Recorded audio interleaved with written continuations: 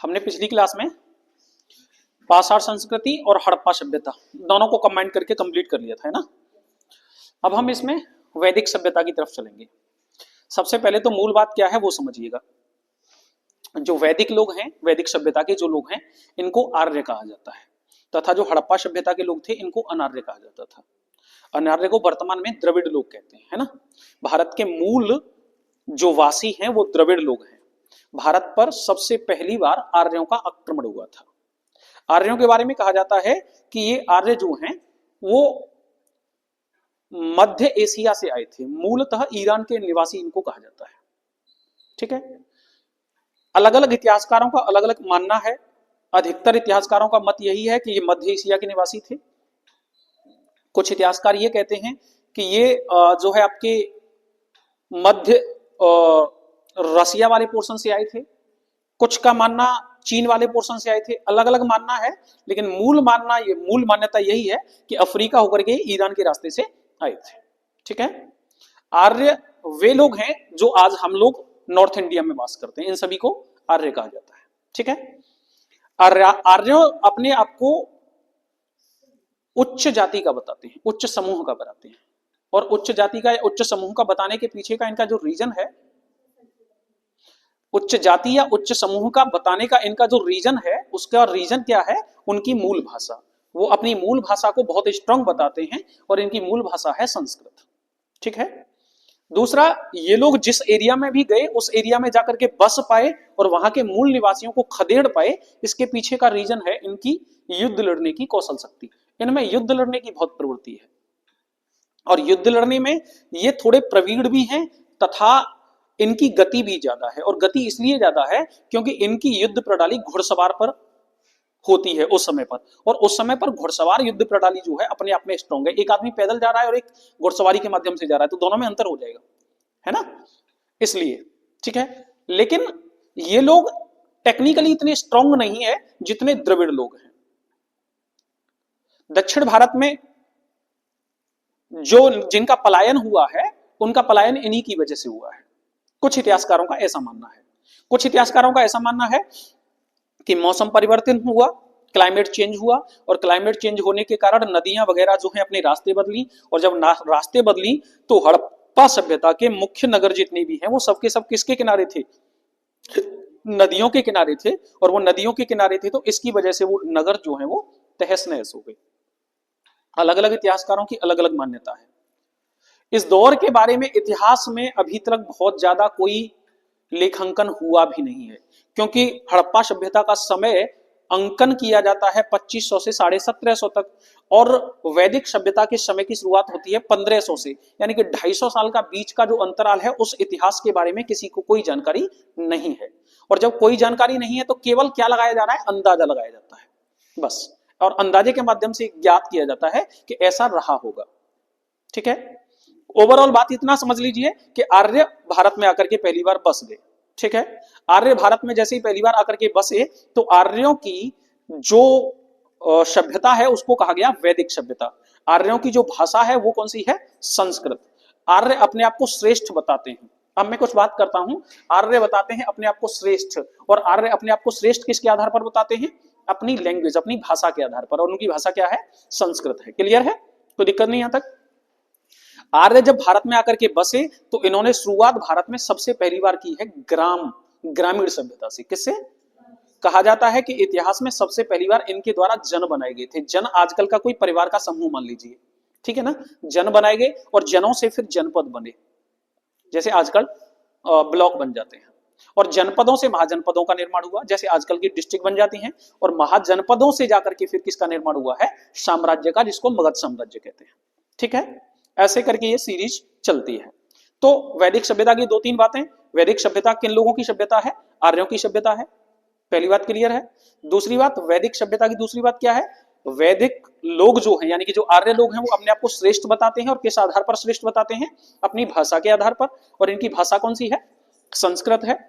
तीसरी बात, आर्यों की सभ्यता कैसी है? ग्रामीण सभ्यता है। जन से शुरू होती है, जनपद तक जाती है, जनपद से शुरू होती है, महाजनपद तक जाती है, और महाजनपद से शुरू होती है, साम्राज्य तक जाती है, ठीक है। ये सारी क्रम है, कोई दिक्कत इसमें? अगली बात क्या है कि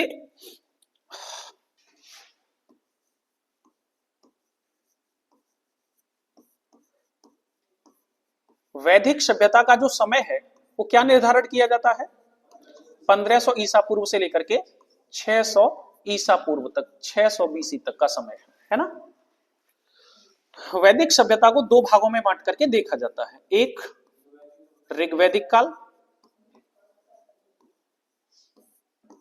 और दूसरा है उत्तर वैदिक काल।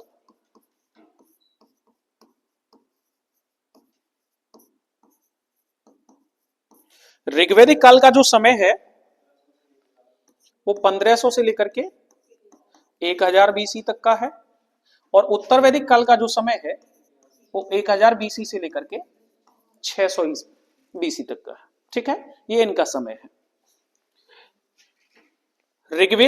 ऋग्वैदिक काल के बारे में जानकारी का स्रोत ऋग्वेद है। कौन सा है? ऋग्वेद है। ऋग्वेद चैप्टरों में बंटा हुआ है। ऋग्वेद में टोटल चैप्टरों की संख्या है 10 वर्तमान में, लेकिन ऋग्वेद मूल और वर्तमान दोनों में अंतर है। जो मूल ऋग्वेद था, कौन सा? जो मूल ऋग्वेद था, मूल ऋग्वेद में चैप्टरों की संख्या 2 से लेकर 7 तक थी। कहां से कहां तक? 2 से लेकर 7 तक। जो चैप्टर नंबर 2 है, 2 से लेकर के चैप्टर नंबर 7 तक ऋग्वेद के मूल भाग हैं, या हम प्राचीन ऋग्वेद का हिस्सा कह सकते हैं। भाग नंबर 1, 8, 9 और 10 ऋग्वेद में बाद में जोड़े गए हैं। जो दशम मंडल है, सबसे बाद में कौन सा जोड़ा गया है? दशम मंडल। सबसे बाद में कौन सा जोड़ा गया है? 10वां। दशम मंडल जो है वो सबसे बाद में जोड़ा गया है और इसी दशम मंडल में बेटा चतुर्वर्णीय समाज का वर्णन पहली बार मिलता है। चतुर्वर्णीय समाज। तो चतुर्वर्णीय समाज का वर्णन सबसे पहली बार कहां मिलता है? ऋग्वेद के दशम मंडल में। तो ऋग्वेद का जो दशम मंडल है वो ऋग्वेद का मूल हिस्सा नहीं है, बाद में जोड़ा गया है। ऋग्वेद का मूल हिस्सा नहीं है, ऋग्वेद में क्या किया गया है? बाद में जोड़ा गया है। क्लियर है? अगली बात, उत्तर वैदिक काल के बारे में जानकारी के स्रोत सामवेद, यजुर्वेद तथा अथर्ववेद। एकमात्र वेद जो गद्य और पद्य दोनों में लिखा हुआ है, यजुर्वेद। एकमात्र वेद जो गद्य और पद्य दोनों में लिखा हुआ है, कौन सा है? यजुर्वेद है। किसे संगीत का जनक कहते हैं? सामवेद को। संगीत का जनक किसको कहते हैं? संगीत का जनक कहते हैं सामवेद को। एकमात्र वेद जो किसमें गद्य और पद्य दोनों में है, यजुर्वेद है। किस वेद को जादू टोनों वाला वेद कहते हैं? जादू टोनों वाला वेद अथर्ववेद को कहते हैं। सबसे नया वेद कौन सा है? अथर्ववेद है। या सबसे अंतिम वेद कौन सा है? अथर्ववेद है। सबसे प्राचीन वेद कौन सा है? ऋग्वेद है। सबसे प्राचीन वेद कौन सा है? ऋग्वेद है। ऋग्वेद में किस चीज का वर्णन है? तो देवता जितने भी होते थे उन देवताओं को पूजा करनी है, उनकी अर्चना करनी है। तो पूजा अर्चना करने के लिए, उनको बुलाने के लिए, यज्ञ करने के लिए जो मंत्र थे, उन मंत्रों का उच्चारण किसमें मिलता है? ऋग्वेद में मिलता है। देवताओं की आहुति दी जाती है जिन मंत्रों से, उन मंत्रों का उच्चारण कहां मिलता है? ऋग्वेद में मिलता है। क्लियर है? यहां तक कोई दिक्कत तो नहीं? इतना क्लियर है? अगली बात समझिएगा। इतना हटा दूं मैं? हो गया इतना क्लियर? अगली बात यह है कि बात ऋग्वैदिक काल से उत्तर वैदिक काल तक पहुंची कैसे। तो ऋग्वैदिक काल में और उत्तर वैदिक काल में दोनों में अंतर क्या है वो समझिए सबसे पहली बात। तो ऋग्वैदिक काल में और उत्तर वैदिक काल में यह है कि ऋग्वैदिक काल में एक वर्णन मिलता है कि जो राजा होता है उसका चुनाव हुआ करता था। ऋग्वैदिक काल में वर्णन मिलता है कि जो राजा होता है यानी कि जो मुखिया होता था, उसका क्या होता था बेटा? चुनाव होता था। इसका चुनाव करने वाली संस्था जो होती थी, उन संस्थाओं को कहा जाता था सभा और समिति। सभा और समिति। जैसे आधुनिक लोकसभा और आधुनिक राज्यसभा, उसी तरीके यही तो दोनों हैं जो क्या चुनती हैं? प्रधानमंत्री चुनती हैं।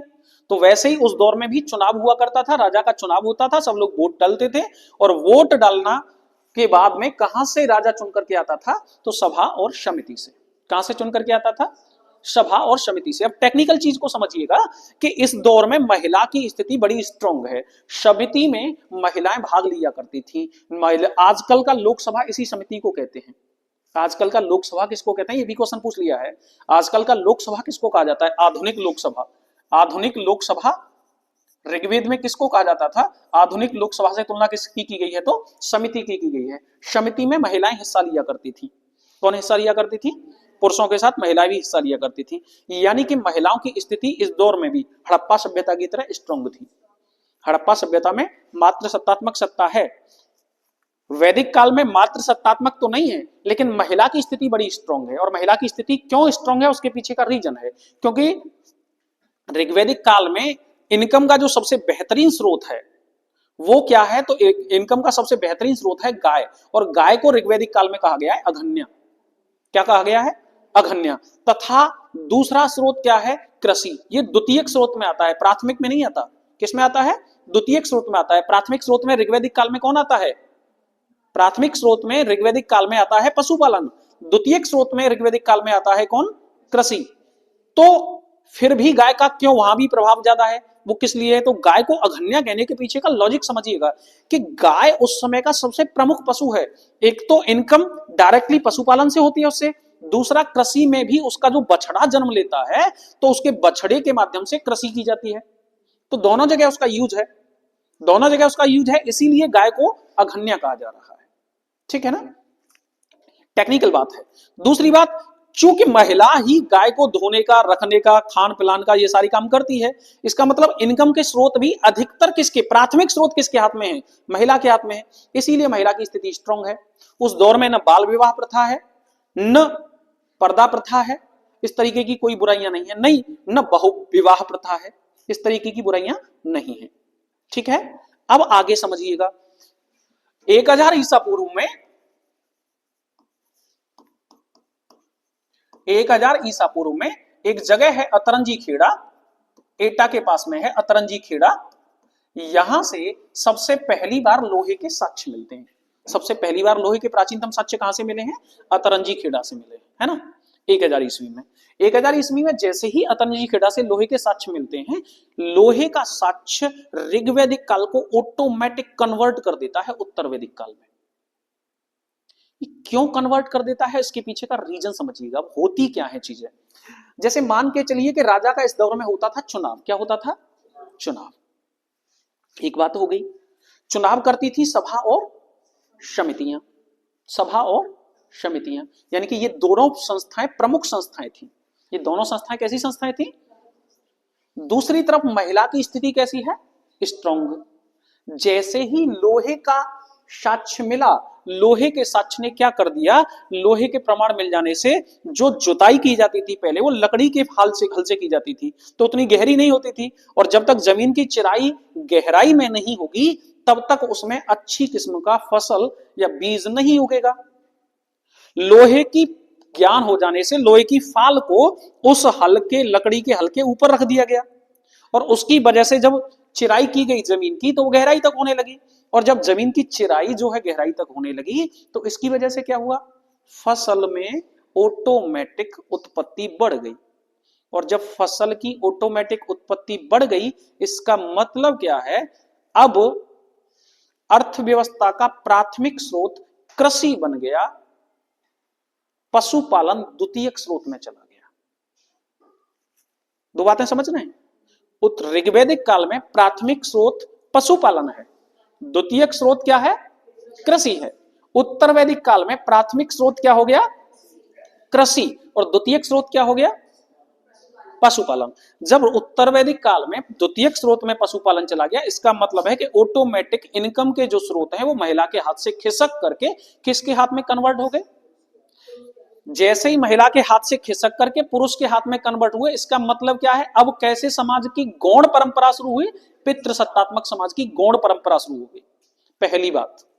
दूसरी बात, मान के चलिए यहां जो राजा का चुनाव हो रहा था, इस राजा का चुनाव मान के चलिए ये हो गया, और इसके पुत्र को भी उसी गुणों के कारण चुन दिया, और उसके पुत्र को भी उन्हीं गुणों के कारण चुन दिया। मान लो 3 पीढ़ी इसकी राजा बन गई, तो अब इसको लगेगा कि हमारे यहां तो परंपरागत राजा पैदा होते हैं।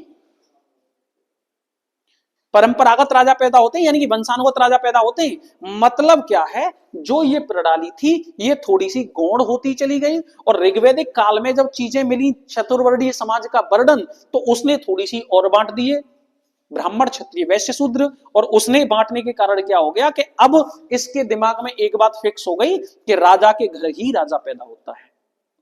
और जब ये बात पैदा हो गई फिक्स कि राजा के घर ही राजा पैदा होता है, यानी कि चीजें हो गई वंशानुगत। मतलब हमारे वेद में कहीं भी गलती नहीं थी। धर्म के आधार पर अगर गणना करोगे तो धर्म किसी का भी गलत नहीं है, चाहे वो हिंदू हो, चाहे मुस्लिम हो, चाहे सिख हो, चाहे ईसाई, कोई भी। धर्म कभी भी संदेश गलत नहीं देता। गलत संदेश कहां से आते हैं, उस धर्म की व्याख्या करने वाले करते हैं। और इसीलिए वो व्याख्या करने वाले अपने तरीके से व्याख्या करते हैं, और अपने तरीके से जब वो व्याख्या करते हैं तो ऐसी ऐसी व्याख्या करते हैं कि बस तुम लड़ लड़ के मर जाओ, बाकी उनका कुछ नहीं होने वाला। तो ऋग्वेद में गलती नहीं है, गलती कहां निकल रही है, उसको बाद में अपनाने वालों में। उन्होंने क्या कर दिया, उसको जो परंपरा उन्होंने शुरू की थी वो परंपरा ही उन्होंने पूरी तरह से तोड़ दी। और परंपरा तोड़ करके उन्होंने क्या शुरुआत कर दी भैया, वंशानुगत प्रणाली की। अब राजा के घर ही राजा पैदा होगा, क्षत्रिय के घर ही क्षत्रिय पैदा होगा, ब्राह्मण के घर ही ब्राह्मण पैदा होगा, वैश्य के घर ही वैश्य पैदा होगा, और शूद्र के घर ही शूद्र पैदा होगा। ये परंपराएं शुरू हो गई। और जब ये परंपराएं शुरू हो गई तो ये परंपराएं इतनी गौण हो गई, इतनी स्ट्रांग हो गई, जिसके हाथ में एक बार शक्ति आ जाए, अब का वो हाल ही जान देगा भाई। शक्ति आ गई ना उसके हाथ में, तो अब वो बैठेगा पर लठ लेके, अब लेके दिखाओ मुझे तो कोई। यानी कि राजा इतना स्ट्रांग हो गया कि उत्तर वैदिक काल के अथर्ववेद में, किसमें, अथर्ववेद में वर्णन मिलता है। यहां क्या है, राजा का चुनाव करने वाली संस्थाएं कौन सी हैं, सभा और समिति।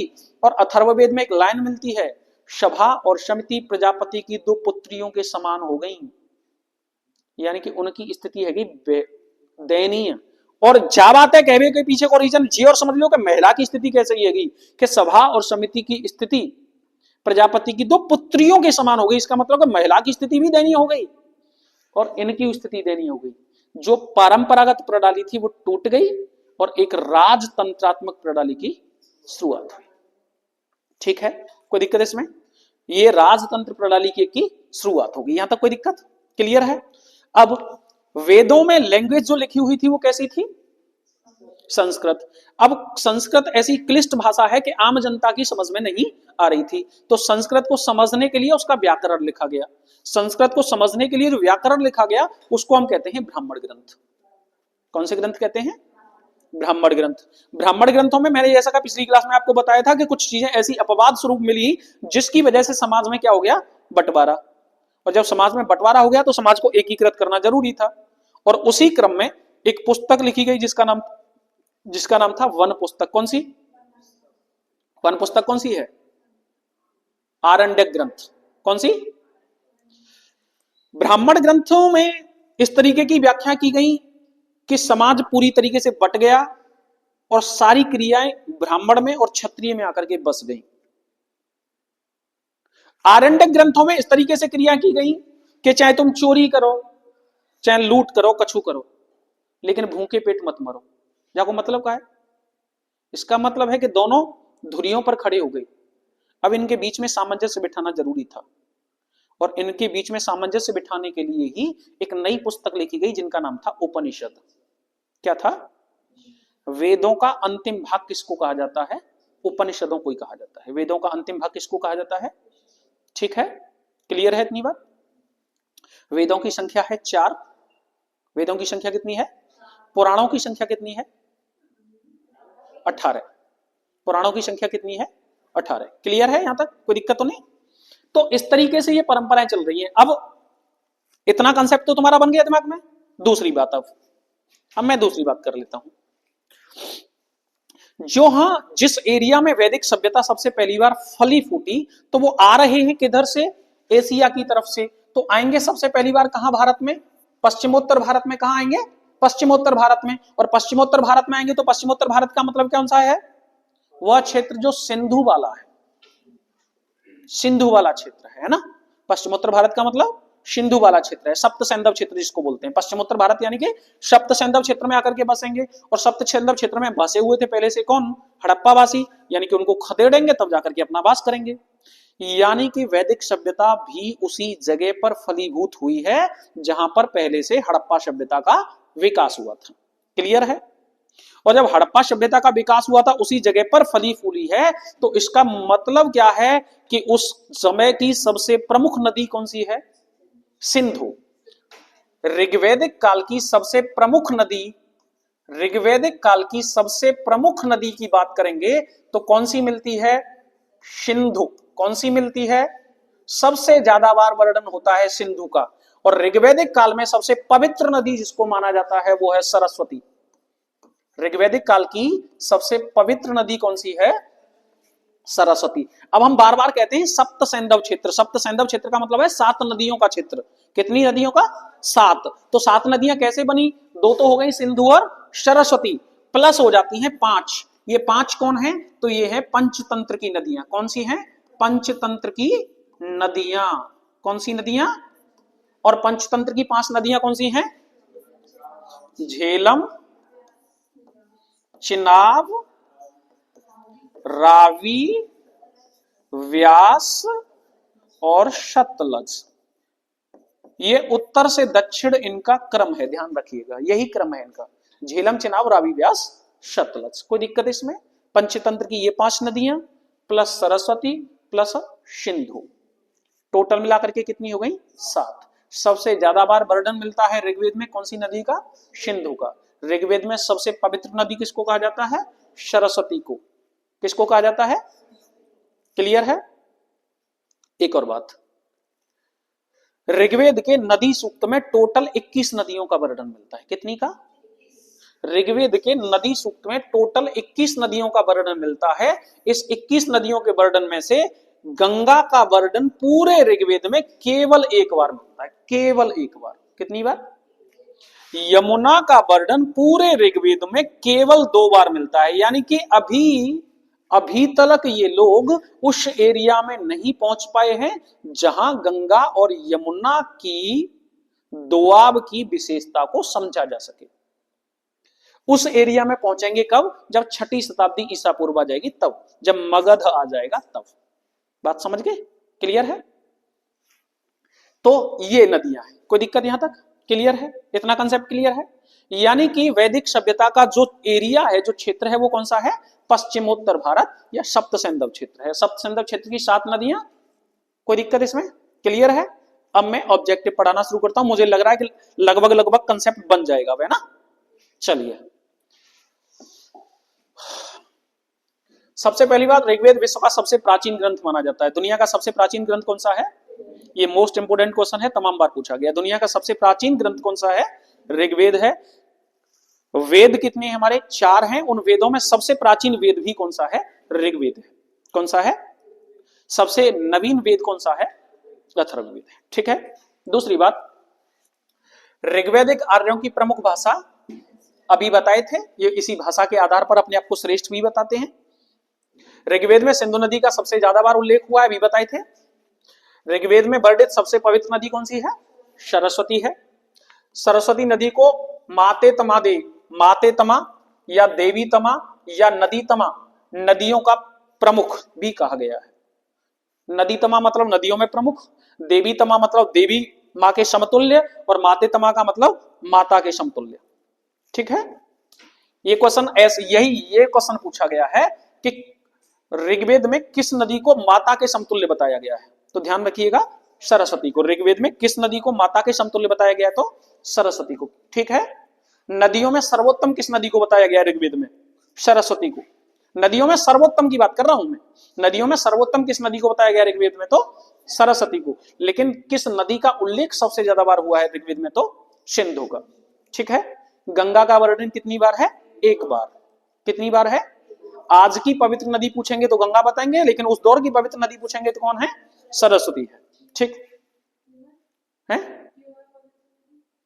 क्यों है पवित्र नदी? कहा पौराणिक ग्रंथों में ऐसा ही कहानी मिलती है कि सरस्वती को ये श्राप लगा हुआ था। सरस्वती जो देवी सरस्वती हैं वो, उनको ये श्राप लग गया था कि तुमको जाकर के भूतलोक में निवास करना पड़ेगा। और भूलोक में निवास करना पड़ेगा का मतलब क्या है?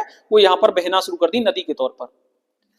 तो उन्होंने कहा कि मेरा ऐसे जीवन कितने दिन तक कटेगा, तो जीवन ऐसे कितने दिन तक कटेगा, इस श्राप से मुक्ति के लिए उनको एक वरदान मिला था कि तुम उसी दिन विलुप्त हो जाओगी जिस दिन भूतल पर गंगा पहुंचेगी।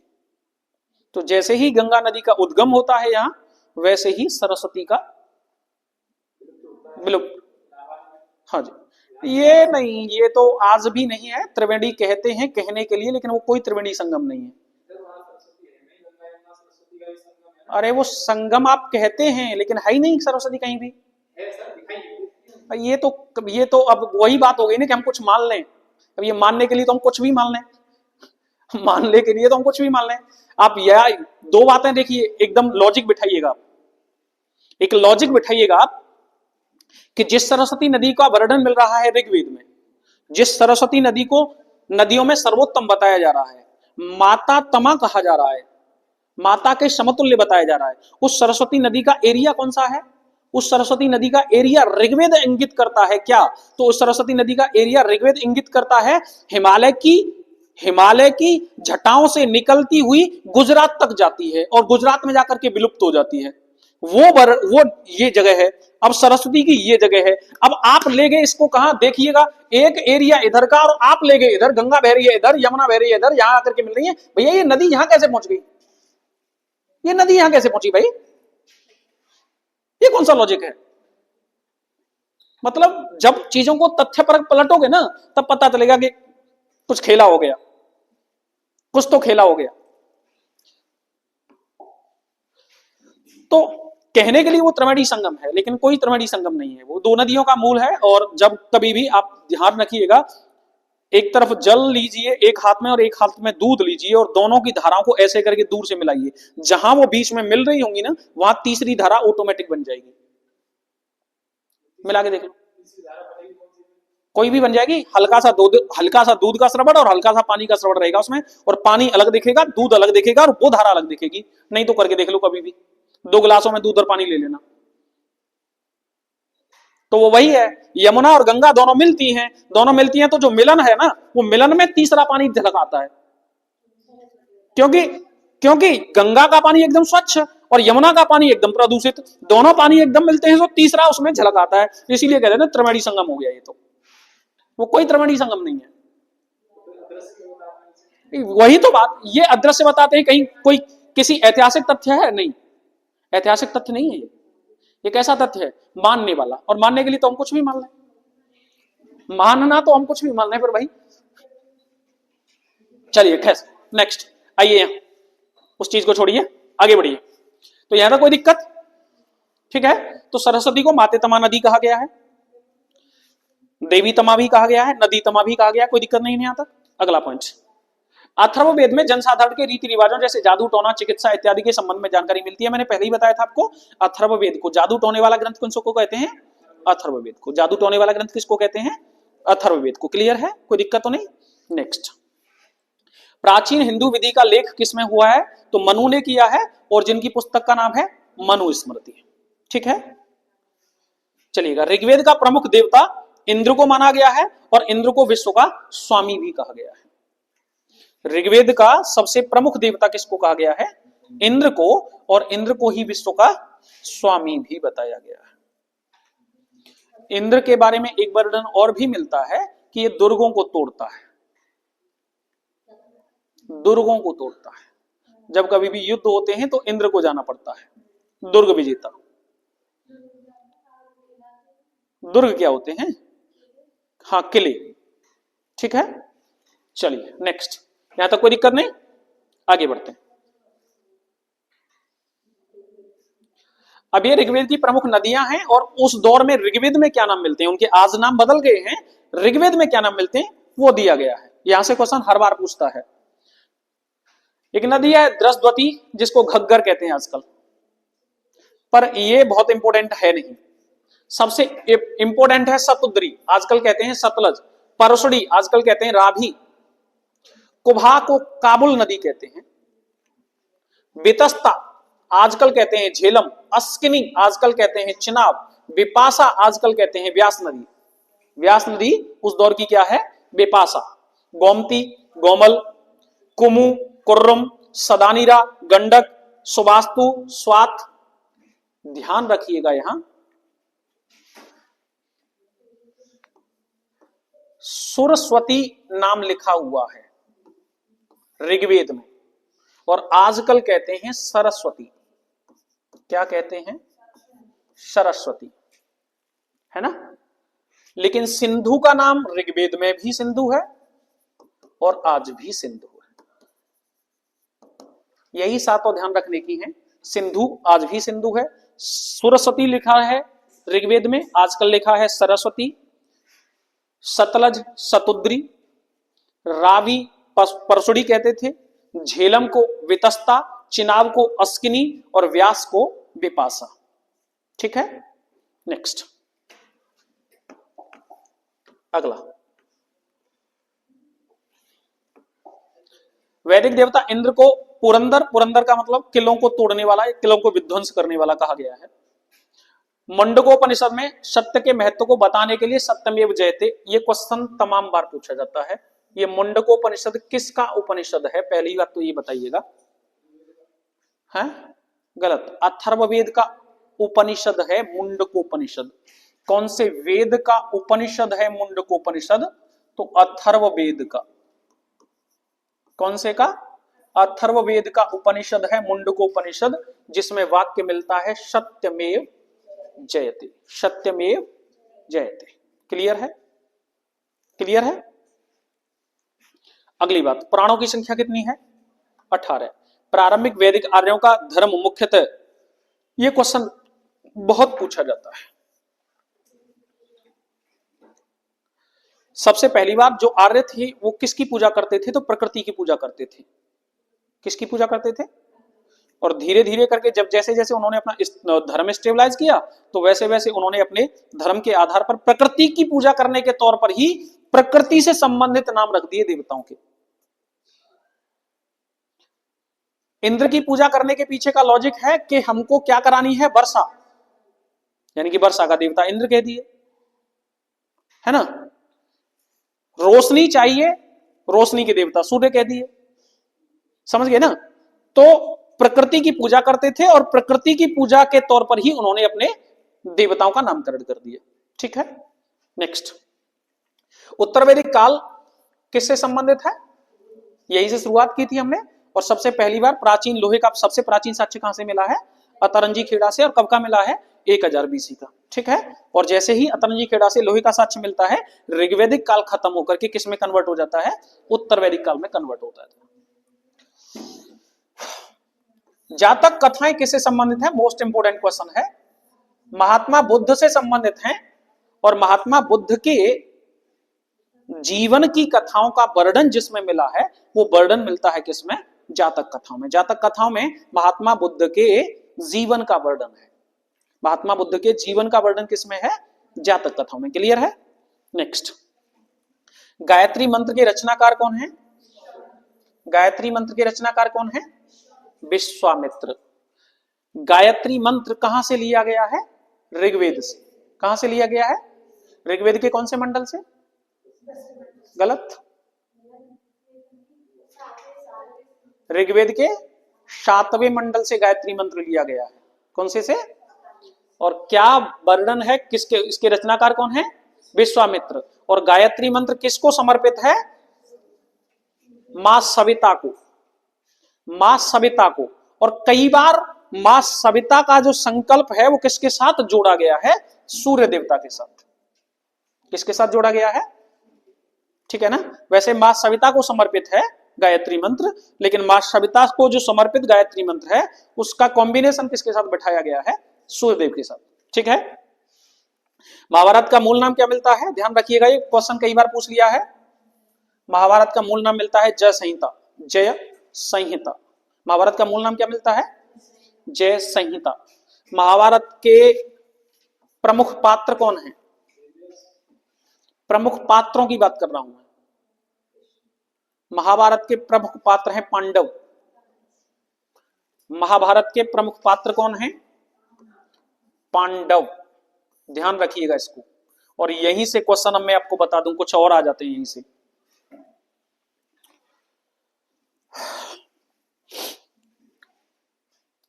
पांडवों में सबसे बड़े कौन हैं?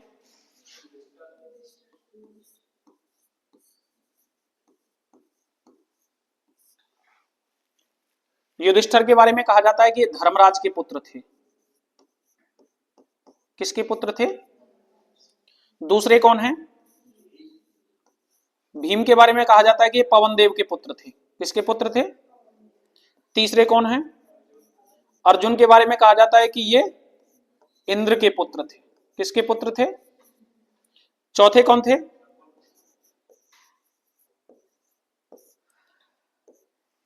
नकुल के बारे में कहा जाता है कि इतना सुंदर व्यक्ति उस दौर में कोई था ही नहीं। हाँ जी, सबसे सुंदर, सबसे सुंदर।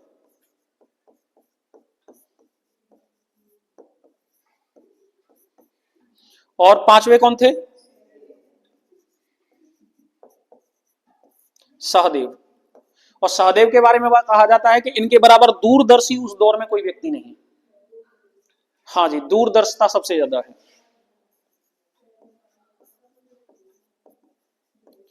इनको कोई घटना घटित होने वाली है इसका आभास पहले से ही हो जाता था। जब राजा पांडु की मृत्यु हुई थी तो राजा पांडु की मृत्यु होने के दौरान उनमें दूरदर्शिता का संकल्प था और उनकी ये दूरदर्शिता बनी रहे इसके लिए क्या किया गया था कि राजा पांडु के गोश्त को इनको खिला दिया गया था, मांस को।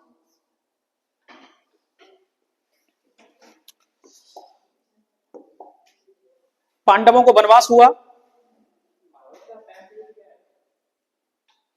महाभारत का टाइम पीरियड आज तक कोई निश्चित ही नहीं कर पाया, कुछ नहीं कह सकते, कोई अंदाजा नहीं। ये तो अब फेंकने के लिए लंबी लंबी फेंकते रहो। आज तक कोई पैमाना, कोई ऐतिहासिक तथ्य मिला ही नहीं जिससे पैमाना बनाया जाए। मुझे धर्म में मत फंसाओ, जहां से क्वेश्चन आते हैं वहां पर बने रहो बस, क्योंकि मैं चला जाता हूं गौण अवस्था में। लौट आओ। चलिए, तो पांडवों के विपक्ष में जो है उनको कहते हैं कौरव। कौरवों की संख्या है 100, पांडवों की संख्या है 5। ठीक है। बावजूद इसके 100 कौरव हमेशा पांडवों से हारते रहे, बल से भी और बुद्धि से भी। इसके पीछे का लॉजिक ये नहीं है कि पांडव बहुत ज्यादा शक्तिशाली थे। शक्तिशाली के तौर पर देखें तो ये दोनों ऐसे हैं कि धरती हिला दें। शक्तिशाली के तौर पर केवल देखा जाए तो ये दोनों ऐसे हैं कि धरती हिला दें। लेकिन आप दूसरी तरफ समझिएगा, इनकी विजय का मुख्य कारण है इनका मैनेजमेंट। बड़े भाई ने जो बोल दिया ना वो सार्वभौमिक सत्य है, कोई प्रश्नवाचक चिन्ह नहीं। आज घर में 2 भैया हो, 2 है, और बड़ों ने कऊ गलत काम कर तो आवे, छोटो लठ लग, अरे 100 रुपया गवाए देते ना, लठ लग दांगे को अब भाई। और वहां क्या है, वहां बंटवारा हुआ पहले साम्राज्य का, बंटवारे में भी इनको खांडव वन मिला, और खांडव वन को भी अर्जुन ने सफलतापूर्वक किस में बदल दिया? इंद्रप्रस्थ में। और इंद्रप्रस्थ उस दौर में ऐसी राजधानी बना जो इंद्र की सभा भी नहीं है ना। और ऐसा व्यक्ति करने के बाद भी राजा किसको बनाया गया? अर्जुन को नहीं, किसको? युधिष्ठिर को। किसको बनाया गया? युधिष्ठिर को। और उसके बावजूद एक क्रीड़ा हुई, और क्रीड़ा भी काय की नहीं, वो तो मछली भेजने की क्रीड़ा तो पहले ही हो चुकी है, उसके बाद में तो वो इंद्रप्रस्थ बना है। क्रीड़ा हुई काय की? पासा, शतरंज की।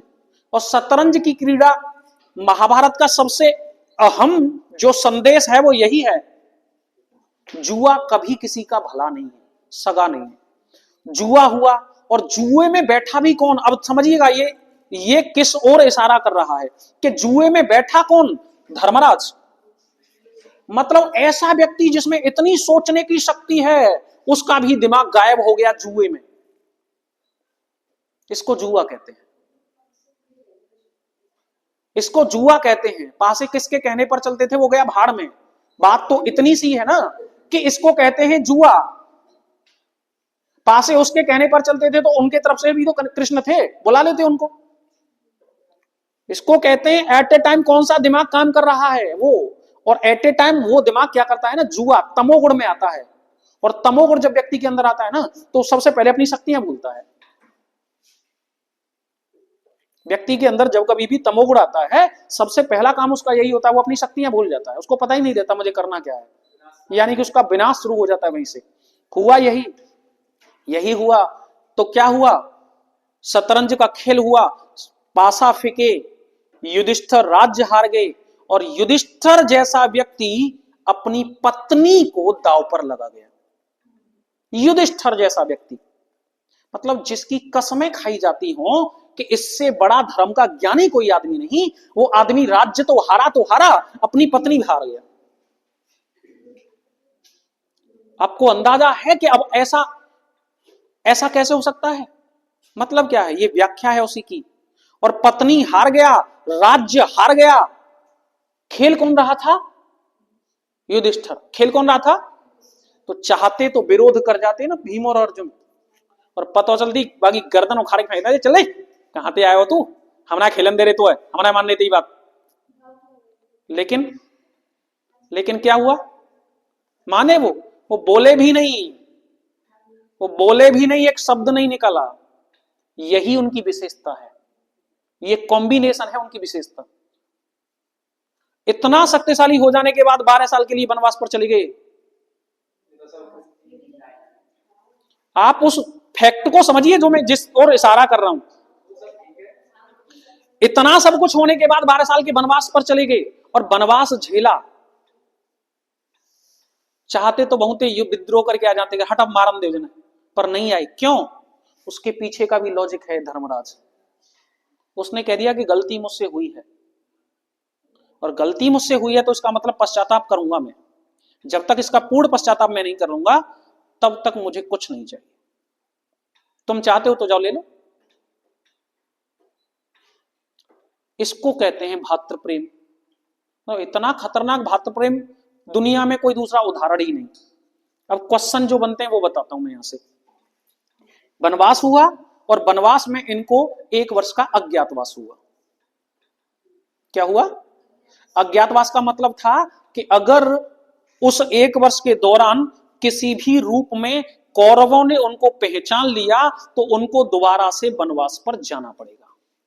और ये उनकी सबसे बड़ी समस्या है कि भाई अब कैसे छुपा जाए, क्योंकि एक तरफ तो भीम, मतलब भीम समझ रहे हो ना, जाए कैसे दुबकाएंगे। दूसरी तरफ अर्जुन जाके हाथन को क्या करेंगे, जाके तो हाथ ही अलग टाइप के, सतबाहु कहा जाता है। मतलब उसके हाथ ही ऐसे हैं जो दुनिया में किसी को देखने को नहीं मिलते, भगवान राम और कृष्ण के अलावा। हाथ ही उसके घुटने से नीचे तक जाते हैं। अब कहां छुपाए ऐसे आदमी को, कौन से रूप में बताओ, छुपा लो, क्या करोगे इसका? नकुल, दुनिया में इतना सुंदर कोई आदमी नहीं। अब इतने सुंदर आदमी है, तुम कहोगे नौकरू रख दो तो वैसी घटनाक्रम घट जाएगा, जिक भयो का है का रोए। मतलब इनको छुपाए कहां? तो इस टाइप की प्रवृत्ति से बचने के लिए उनको एक ही बस कदम दिखाई दिया, राजा कमल नैन के यहां जाना और वहां अपने नाम बदलना और भेषों को बदलना। राजा का नाम क्या है? कमल नैन। क्या है? कमल नैन। और वहां पर उनके नाम बदले जाते हैं। युधिष्ठिर को कहा जाता है कंक। क्या कहा जाता है? भीम को कहा जाता है रसोईया, बल्लभ।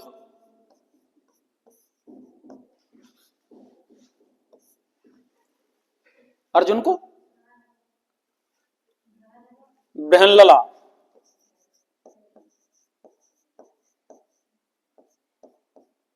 ये तीनों के इंपोर्टेंट नाम है जो पूछ लेता है। और एक और, द्रौपदी का नाम। द्रौपदी को क्या कहा गया है? अरे राजा कमलनैन की रानी के यहाँ नौकरानी है, वो दासी है, उसके केस संभालने के लिए रहती है। अब नाम याद नहीं आ रहा मुझे, नाम याद आएगा जब बता दूंगा। ये तीनों नाम ध्यान रखिएगा, इन तीनों को पूछ लिया गया जैसा का तैसा, एज इट इज। ये तो तुम्हारा उसमें लेखपाल में भी पूछ लिया गया है। भीम का क्या नाम था? बल्लभ। ठीक है, नेक्स्ट हटाएं इसको, आगे बढ़ते हैं।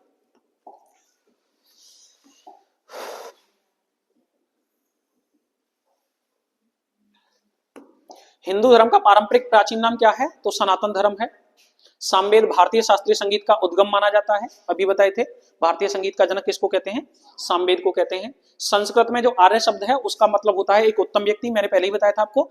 ये आर्य का मतलब है अपने आप को श्रेष्ठ बताते हैं, और श्रेष्ठ किस आधार पर बताते हैं? तो अपनी भाषा यानी कि संस्कृत के आधार पर।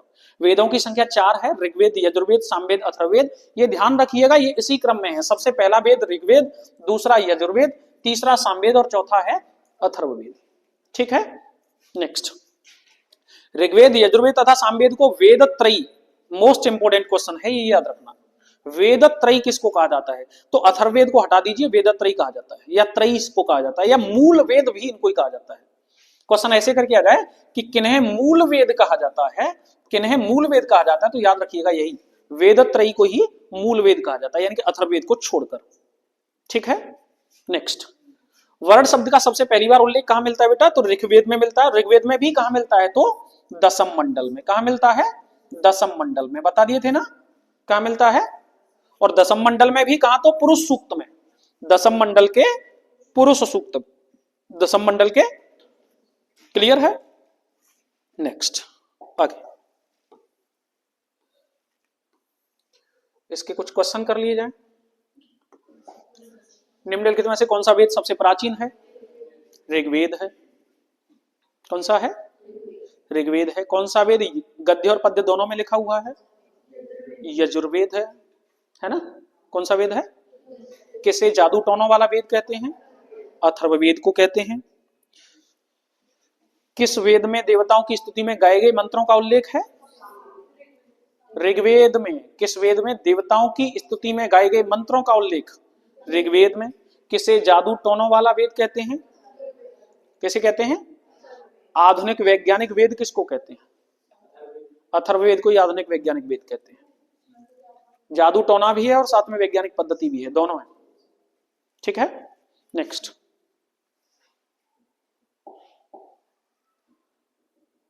अगला, सबसे पवित्र नदी सरस्वती। किसे माता तुल्य नदी बताया गया है? सरस्वती को, है ना। किसे माता तुल्य नदी बताया गया है? सरस्वती को। नेक्स्ट, प्राचीन हिंदू विधि का लेखक कौन है? मनु। कौन है? और मनु की पुस्तक का नाम क्या है? मनुस्मृति। क्या है? मनुस्मृति। नेक्स्ट, ऋग्वेद में वर्णित देवताओं में से सबसे प्रमुख देवता कौन है? कौन है? इंद्र, जिन्हें क्या कहा गया है? पुरंदर। इंद्र, जिनको क्या कहा गया है? पुरंदर।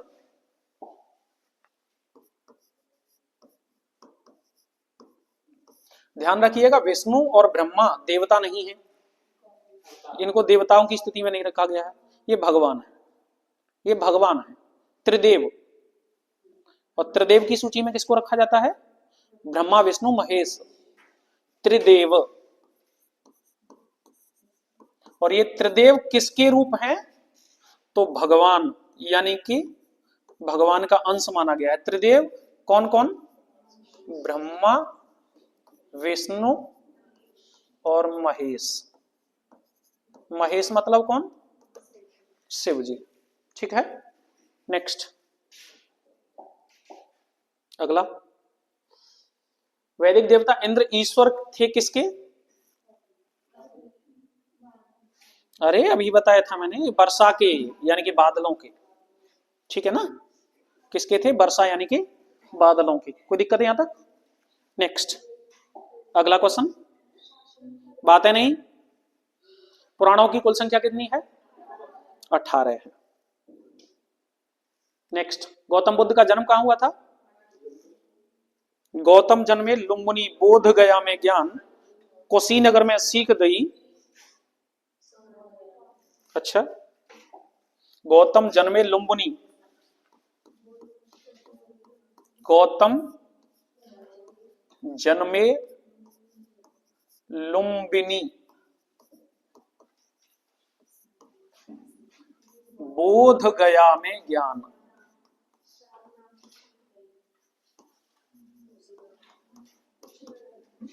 सारनाथ में सीख गई,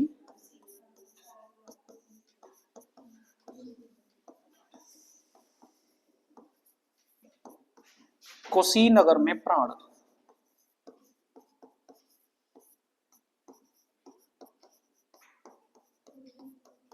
ध्यान रखिएगा इसको।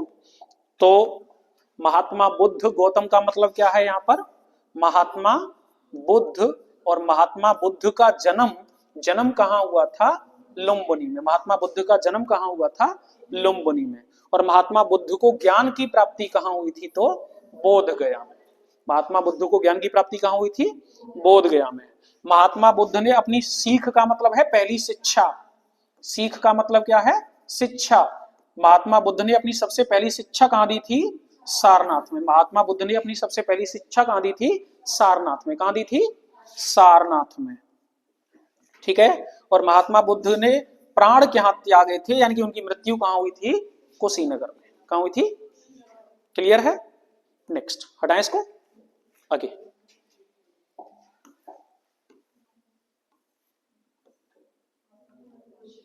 फिर वही क्वेश्चन आ गया है, गौतम बुद्ध की मृत्यु कहां हुई थी, तो कुशीनगर में, ठीक है ना। नेक्स्ट, अगला क्वेश्चन है, भगवान बुद्ध ने अपना पहला उपदेश कहां दिया था, अभी बताए, सारनाथ में सीख दी है ना। चलिएगा नेक्स्ट क्वेश्चन है, निम्नलिखित से कौन जैन धर्म के वास्तविक संस्थापक माने जाते हैं।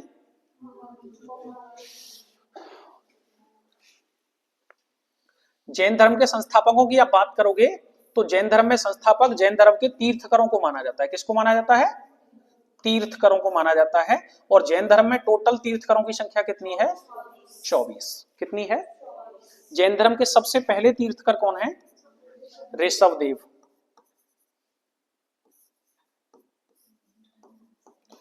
ये ऋषभदेव को आदिनाथ कहा जाता है। क्या कहा जाता है, आदिनाथ कहा जाता है। और ऋषभदेव के बारे में कहा जाता है कि ये कृष्ण के अवतार थे। ये भी क्वेश्चन कई बार पूछ लेता है, किस तीर्थकर को कृष्ण का अवतार बताया गया है, तो ऋषभदेव को किस तीर्थकर को कृष्ण का अवतार बताया गया है, क्लियर है। सबसे पहले ऋषभदेव या आदिनाथ हैं, कृष्ण के अवतार बताए गए हैं। 24वें तीर्थकर जो जैन धर्म के सबसे अंतिम तीर्थकर हैं, उनको वर्धमान महावीर या महावीर स्वामी के नाम से जाना जाता है, ठीक है। ऋग्वेद के पार्श्वनाथ कौन से तीर्थकर थे, ऋषभदेव हो गए पहले, पार्थनाथ हो गए 23वें, नेमिनाथ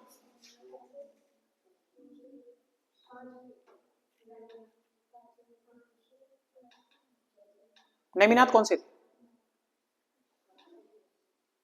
अच्छा एक बात बताओ मुझे, जैन तीर्थकरों में से एकमात्र ऐसे तीर्थकर कौन है जो महिला हैं, मल्लिनाथ। जैन तीर्थकरों में से एकमात्र ऐसे तीर्थकर जो महिला हैं वो कौन है, मल्लिनाथ हैं। कौन से नंबर के तीर्थकर हैं ये, कौन से नंबर के तीर्थकर हैं ये, एकमात्र महिलाएं, ये गलत। 17वें नंबर के तीर्थकर हैं और 18वें नंबर के तीर्थकर हैं नेमिनाथ, ठीक है, हो गया। नेक्स्ट, हटाएं इसको, यहां तक कोई दिक्कत तो नहीं। जैन धर्म के एकमात्र महिला तीर्थकर कौन है, मल्लिनाथ, ठीक है। कृष्ण का अवतार किसको कहा जाता है, कृष्ण का अवतार किसको कहा जाता है, ऋषभदेव या आदिनाथ को। 24वें तीर्थकर कौन है, तो वर्धमान महावीर, ठीक है। हाँ 19 सही है, मेरे से गलती हो रही थी। मल्लिनाथ 19वें और नेमिनाथ जो है वो 21वें। और 22वें कौन है, 22वें कौन है, ये भी पूछ लेता है, इनको याद रखिएगा बस। 22वें कौन है, तो अरिष्ट नेमि।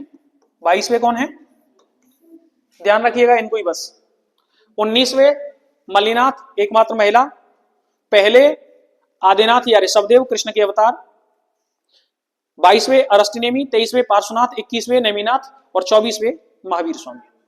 ठीक है, नेक्स्ट।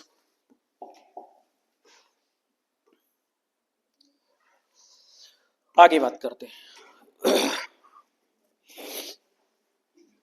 ऋग्वेद में ईश्वर महिमा यानी कि देवताओं की स्थिति, ऋग्वेद में क्या है कि ईश्वर की महिमा यानी कि देवताओं की स्थिति में गाए गए मंत्रों का उल्लेख है, अभी बताया था हमने। ईश्वर महिमा यानी कि देवताओं की स्थिति में गाए गए मंत्रों का उल्लेख किसमें है? ऋग्वेद में। कर्मकांडों का वेद यानी कि बलि देने वाला वेद, कर्मकांडीय वेद या बलि देने वाला वेद किसको कहते हैं? यजुर्वेद को। कर्मकांडीय वेद या बलि देने वाला वेद या गद्य और पद्य दोनों भाषाओं में लिखा हुआ वेद किसको कहते हैं? यजुर्वेद को। किसको कहते हैं? यजुर्वेद को। संगीत का जनक किसको कहते हैं? सामवेद को। संगीत का जनक किसको? और जादू टोनों वाला वेद किसको? क्लियर है। अगली बात, ऋग्वेद में कितने मंडल है मैंने अभी बताया था आपको? 10। और 10 में से मैंने क्या बताया था आपको? 10 में से प्राचीन कौन कौन से हैं? तो प्राचीन है 2 से लेकर के 7 तक। नवीन कौन कौन है? तो 1, 8, 9 और 10। और सबसे नया कौन है? दशम मंडल। और दशम मंडल में ही काय का वर्णन मिलता है? पुरुष सूक्त का। काय का वर्णन मिलता है? पुरुष सूक्त का। और इसमें ही वर्णन मिलता है पुरुष सूक्त में किसका? चतुर्वर्णीय समाज का। ठीक है, कोई दिक्कत इसमें? क्लियर है यहां तक? नेक्स्ट। तो ऋग्वेद में मंडलों की संख्या है 10 और सूक्तों की संख्या, सूक्त समझते हैं?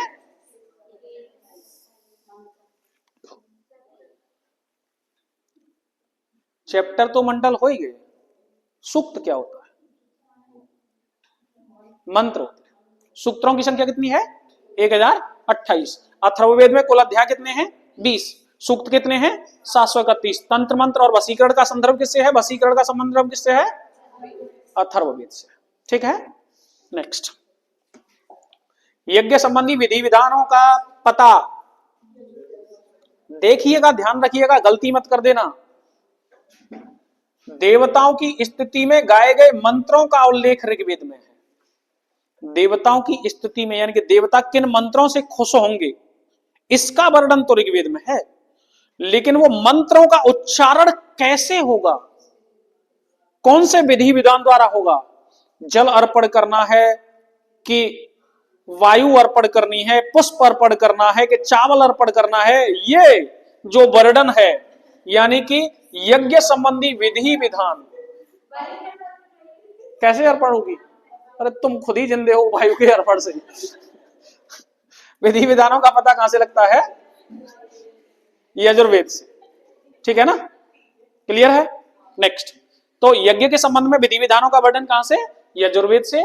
और अगर देवता की स्थिति में मंत्र पढ़ने हैं तो वो कहां से? दोनों क्लियर है? क्वेश्चन दिक्कत तो नहीं होगी? अब अगली बात, यजुर्वेद के 2 भाग हैं। कितने भाग हैं? एक है शुक्ल और एक है कृष्ण। एक शुक्ल यजुर्वेद और दूसरा कृष्ण यजुर्वेद। और यहीं से 2 पक्ष पड़े हैं आपके, एक होता है शुक्ल पक्ष और एक होता है कृष्ण पक्ष। शुक्ल पक्ष में क्या होता है? शुक्ल पक्ष में क्या होता है? रात्रि में उजाला होता है। और कृष्ण पक्ष में क्या होता है? रात्रि में अंधेरा होता है।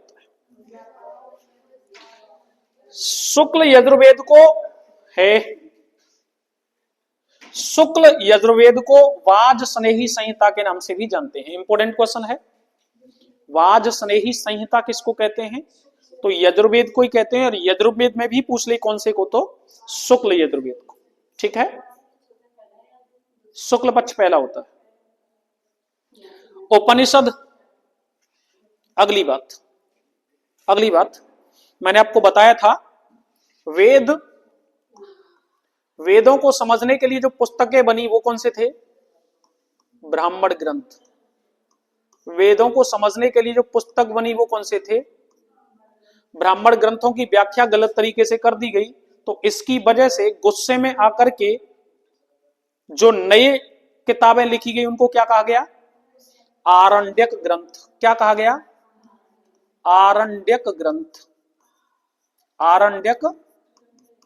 और ये आरण्यक ग्रंथ हो चाहे ब्राह्मण ग्रंथ हो, ये दोनों ही समाज को बांटने का काम कर रहे थे। ये दोनों ही क्या कर रहे थे? समाज को। इन दोनों को पाटने का काम किसके द्वारा किया गया? तो इन दोनों को पाटने का यानी कि सामंजस्य बिठाने का काम उपनिषद करता है। कौन करता है? उपनिषद करता है। कौन करता है? इसीलिए क्वेश्चन आता है ऋग्वेद का वेदों का अंतिम भाग किसको कहा जाता है? तो वेदों का अंतिम भाग किसको कहा जाता है? उपनिषद को कहा जाता है। उपनिषदों में ही सबसे पहली बार दर्शन की बात की जाती है। सबसे पहली बार दर्शन की बात किसमें की जाती है? उपनिषदों में ही की जाती है। सबसे पहली बार दर्शन की बात किसमें की जाती है? कोई दिक्कत इसमें? सबसे पहली बार दर्शन की बात किसमें की जाती है? क्लियर है? हटाएं सारी बातें। हमने कहा वेदों को समझने के लिए जो ग्रंथ लिखे वो कौन से? ब्राह्मण ग्रंथ। ब्राह्मण ग्रंथों से उत्पन्न हुई दूरियों से जो वेद बने वो कौन से? भाग बने वो कौन से? आरण्यक ग्रंथ, जिनको कहा गया वन पुस्तक। और ये दोनों ही समाज को बांटने का काम कर रही थी। तो इन दोनों पर पटरी डालने का या ब्रिज बनाने का काम किसने किया? उपनिषद को क्या कहा जाता है? वेदों का अंतिम भाग। वेदों का अंतिम भाग किसको कहा जाता है? वेदों का अंतिम भाग किसको कहा जाता है? और सबसे पहली बार दर्शन की बात यानी कि वैज्ञानिक पद्धति की बात, दर्शन मतलब विज्ञान, विज्ञानवाद की बात, सबसे पहली बार दर्शन यानी कि विज्ञानवाद की बात किसमें होती है? तो उपनिषदों में होती है। कोई दिक्कत यहां तक? क्लियर है? तो उपनिषद दर्शन पर आधारित पुस्तकें हैं। उपनिषद को वेदांत भी कहते हैं। वेदांत का मतलब हो गया वेद का अंतिम भाग। वेदांत यानी कि वेद का अंतिम भाग। क्लियर है? नेक्स्ट,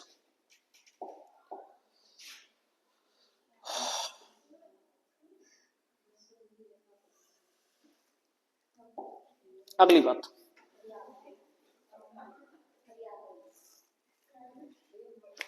चलिए। उपनिषद का अर्थ शिष्य द्वारा ज्ञान प्राप्ति हेतु गुरु के समीप बैठ करके ज्ञान लेना था। उपनिषद का अर्थ क्या था? देखिए, उस दौर में जो शिक्षा प्रदान की जाती थी वो कैसे प्रदान की जाती थी? तो गुरु शिष्य में प्रदान की जाती थी। कैसे प्रदान की जाती थी? गुरु शिष्य में। गुरु शिष्य में कैसे प्रदान की जाती थी? मौखिक। कैसे प्रदान की जाती थी? मौखिक। एक बोल रहे होते थे और दूसरे उसको सुन रहे होते थे। और चूंकि सुनी हुई बातें जल्दी याद हो जाती हैं, तो इसके लिए एक ऐसे विशेष स्थान की आवश्यकता थी जो स्थान क्या हो? उनको सुनते समय डिस्टर्ब करने वाला ना हो। इसीलिए शिक्षा देने वाले अध्यापक यानी कि गुरु जंगलों में रहते थे, तथा जिनको शिक्षा लेनी होती थी उनको गुरु के पास जंगलों में जाकर के रहना होता था। और जब तक शिक्षण कार्य पूर्ण न हो जाए तब तक वो वही जंगलों में ही रहते थे और पूरी तरीके से गुरु को समर्पित होते थे। ठीक है?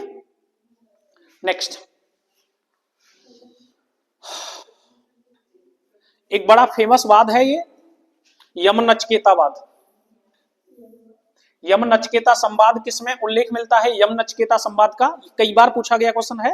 यम नचकेता संवाद का उल्लेख किसमें मिलता है? तो कठोपनिषद में। यम और नचकेता ये दोनों अलग अलग दर्शन दे रहे हैं अपने। हाँ जी, ठीक है। यम और नचकेता दोनों के बीच का जो संवाद है वो किसमें वर्णन है उसका? कठोपनिषद में। उपनिषद है एक, अरे मैंने बताया नहीं अभी, उपनिषद वेदों का अंतिम भाग किसको कहते हैं? चलिए नेक्स्ट, वैदिक संहिताओं का सही क्रम क्या है? तो वैदिक संहिता, ब्राह्मण ग्रंथ, आरण्यक ग्रंथ और उपनिषद। अभी मैंने बता दिए सब। क्लियर है? सबसे पहली बार कौन लिखे गए? वेद। वेदों को समझने के लिए, वेदों को समझने के लिए जो व्याकरण लिखा गया वो कौन है? कैसे, ये क्वेश्चन भी पूछ लेता है, वेदों का व्याकरण किसमें लिखा हुआ है? तो ब्राह्मण ग्रंथों में। ठीक है ना? वेदों का व्याकरण किसमें लिखा हुआ है?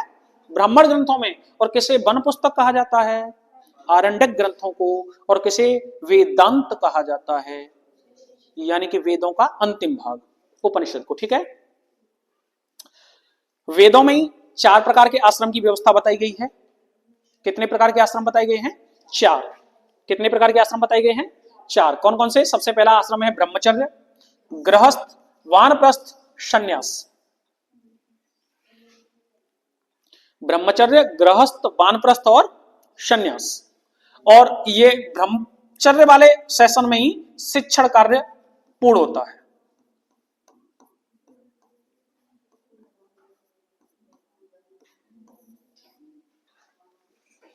ठीक है, नेक्स्ट, छांदोग्य उपनिषद में केवल 3 आश्रमों का उल्लेख है। ये क्वेश्चन पूछ लिया है अलग से, क्योंकि आश्रम बताए गए हैं 4, तो क्वेश्चन अलग हो गया है। ये कहता है कि किसमें 3 आश्रमों का उल्लेख मिल रहा है, तो छांदोग्य उपनिषद में। जाबाल उपनिषद में सर्वप्रथम 4 आश्रमों का उल्लेख मिलता है। कोई इंपोर्टेंट चीज नहीं है, कभी पूछा नहीं गया इस टाइप से क्वेश्चन। इसमें 3 में, इसमें से इसको हटा दिया गया था, ब्रह्मचर्य को, सबसे महत्वपूर्ण कोई। हाँ जी, नेक्स्ट, ऋग्वेद में वरुण देवता को नैतिक व्यवस्था का प्रधान तथा ऋत्स्य गोपा बताया गया है। ये ध्यान रखिएगा, नैतिक व्यवस्था का प्रधान यानी कि नैतिक कर्तव्यों का परिवहन करने वाला किसको बताया गया है, तो वरुण को। किसको बताया गया है, वरुण को। ठीक है, किसको बताया गया है। नेक्स्ट, हटाएं इसको, अभी इसमें बहुत बचा हुआ है वेद में, छोड़िए इसको, कल कराते हैं। वेद कंप्लीट हो नहीं पाएगा अब, क्योंकि काफी टाइम बचा हुआ है, इसमें काम बहुत है।